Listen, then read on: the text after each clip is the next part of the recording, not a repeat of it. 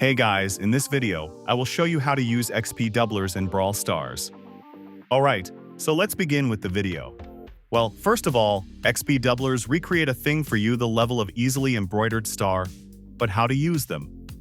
As you can see the shop icon in the top left corner of the screen, simply click on it, and you will be this shop page.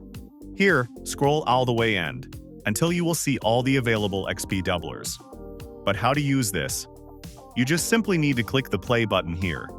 And then for every single game that you do, this XP doublers will be automatically used once you finish every single game.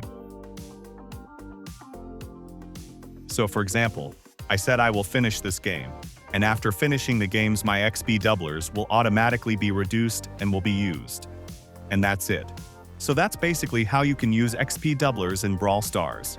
So that's all for this video. Consider subscribing if you find it helpful, and I'll catch you in the next one. Thanks.